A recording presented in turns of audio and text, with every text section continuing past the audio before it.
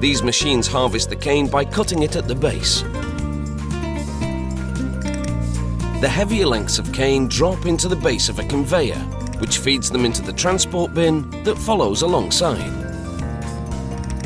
At the mill, trucks empty their load onto a receiving table. It feeds a belt conveyor that takes the cane through 2 separate washes. The cane must be as clean as possible for extracting the juice.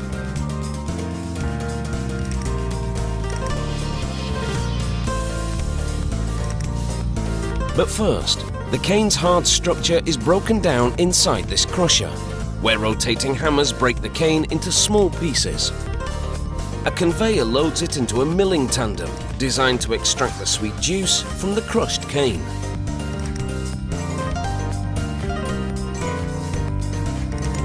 In this milling tandem, the cane passes through a series of 5 or more consecutive mills.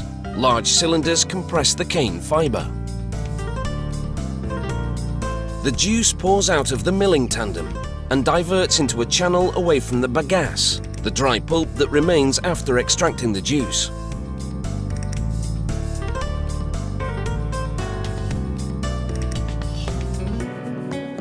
A worker supervises the operation at each of the mills. A vat collects the juice that flows from the top and bottom of the mills. Now that the juice is extracted from the sugar cane, it's time to process it. However, before it's turned into sugar crystals, a sample goes through a series of tests at the sugar mill's laboratory. They add a thickener that binds to impurities in the juice and then filter it to make it clear and clean. Then it's poured into a polarimeter, a machine that measures the concentration of sugar. The juice from the mills now falls through this 10-metre-high tower as sulfur dioxide vapours rise through it. This process, known as sulfitation, bleaches the juice. Then it flows through a device that measures its pH level. While at a separate vat, workers add powdered lime to water, preparing a solution to which they will then add the juice.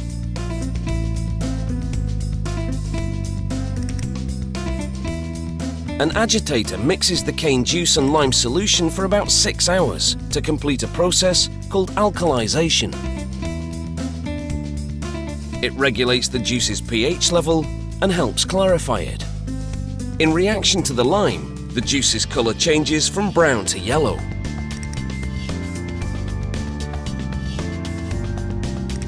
Next, the juice goes into these clarifier tanks. It takes over 2 hours for the juice to settle and for the impurities to fall to the bottom of the tank. A sample taken from the tank shows how the sludge collects at the bottom, while the clarified juice collects at the top. There's still quite a way to go before it's transformed into the stuff that goes into your tea. Workers filter the residue, known as mud, from the clarifier tanks to extract any remaining sugar.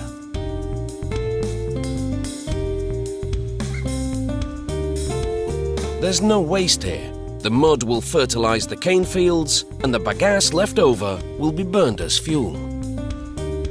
The clarified juice collected from the clarifier tanks now boils in a series of evaporators. This brings the concentration of the sugar in the juice up from 15% to 60%. Then the juice collects in 15-ton tanks to clarify even more. Any sediment left in the juice floats to the top. A rotating paddle skims this residue off to the sides of the tank. These tanks produce a type of syrup that goes on for still more processing. Workers now pour sucrose crystals suspended in alcohol into the syrup. This milky solution binds to the sugar present in the syrup and helps draw it out. Next, it all boils in large vacuum pans, forming sugar crystals.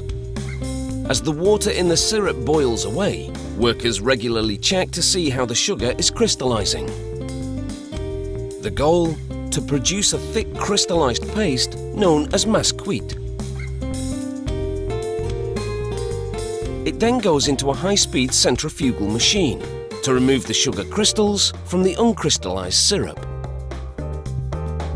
Inside, the sugar spins at 1,200 revolutions per minute. This action draws the molasses to the outer shell of the machine, while the crystals remain in the inner basket.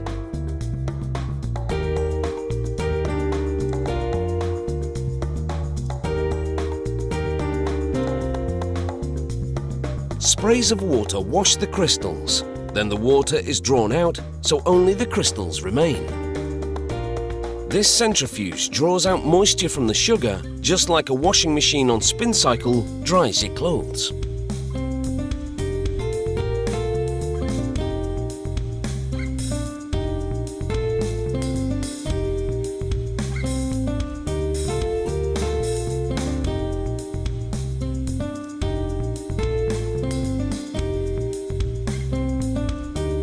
Next, a conveyor belt carries the sugar crystals out of the centrifuge. This mill produces raw sugar, which has more molasses and is unbleached, and plantation white sugar, which has less molasses and is bleached a brilliant white.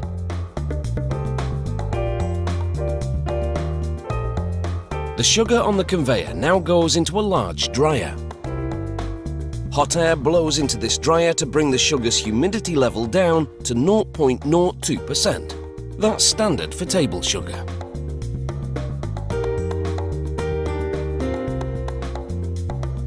The dried sugar pours out from the dryer into a bag on a scale. It's full when it weighs in at 1,000 kilos.